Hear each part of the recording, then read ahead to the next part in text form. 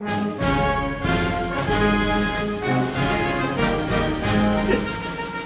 Mr. and Mrs. American, all the ships at sea, and all you foreigners out there who would like to know the truth about America. Welcome to another edition of PropagandaBuster, today being 2008 AD. Hi!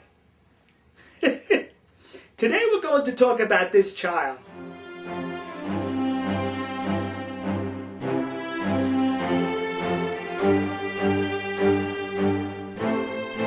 This child is known in Tibet as the Panchen Lama.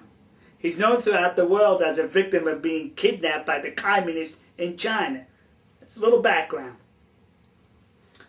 When the communists suppressed Tibet in the 1950s, in 1959 the Dalai Lama left Tibet for fear of his life and went to India. Now the Dalai Lama in Tibetan Buddhism is the highest position. The second position is something called the Panchen Lama. Now if I'm pronouncing that incorrectly, please forgive me, I'm not Tibetan, alright? So the Panchen Lama stayed in Tibet while the Dalai Lama went to India. Well, the Panchen Lama suffered under communist oppression and he passed away. Now I don't know if he suffered because of the communists or because of some ill-fated disease. But he passed away, so now it was time to replace the Panchen Lama. And how the Dalai Lama and the Panchen Lama is replaced is through what they say is a reincarnated person. So the Dalai Lama contacts the communists and says, look, I'm going to help you guys identify who the next Panchen Lama is going to be. And the communists replied and said, get lost, will you? We don't need your help. Forget about it. Instead, the communists assigned their own person to look for the Panchen Lama in Tibet. So this person goes wandering around Tibet and goes through the rituals and the traditions and the sites that he has to go to locate a Panchen Lama, the reincarnated Panchen Lama. Well, he felt that he did locate the correct Panchen Lama due to some scars on the young man's body. So he notifies the communists and says, look, I found the next Panchen Lama. The communists said, okay, good, we're going to make him the next Panchen Lama. But in the meantime, this guy who was sent by the communists to identify the next Panchen Lama, he also notified the Dalai Lama, in which the Dalai Lama then went through his rituals and his traditions to determine if this was the correct Panchen Lama. Well, the Dalai Lama did determine this was the correct the reincarnated Panchen Lama, and told them, you found the right guy. Well, the communists found out about this. The communists found out that this guy notified the Dalai Lama that he had found the Panchen Lama. So what did the communists do? The communists did what communists do all over the place. They squished the whole idea. Yeah, that's what communists do. So they take this 8-year-old child and kidnap him. They certainly did. Kidnapping is legal if you're a communist.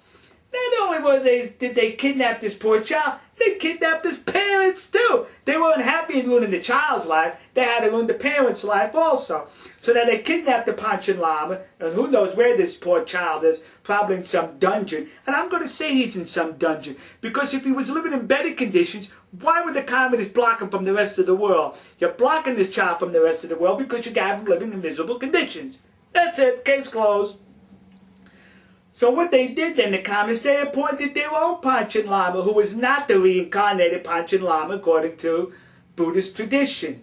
So the UN then sends an emissary to try to locate the Panchen Lama. They said to the communist government, we want to see this person to make sure he's being treated fairly. And the communists told the UN, get lost, will you? Get the Hades out of here. So the UN put the tail between their legs and went home. That's what the UN does, a bunch of cowards.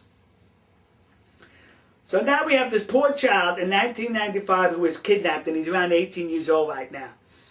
My question to all you communists out there in China and all you communist agents on YouTube with your black shoes and white socks and who refuse to discuss Confucius. My question to you is this.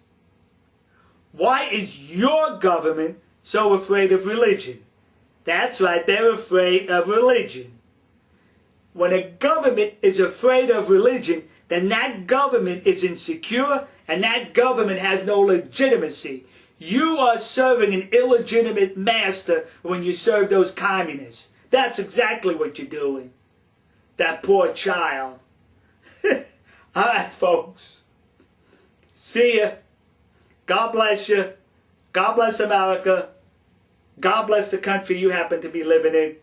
And to that poor child, God bless you. Who knows what you had to put up with since 1995 under the oppression of those communist thugs. See you, kids. If you have a Tibetan flag, wave it.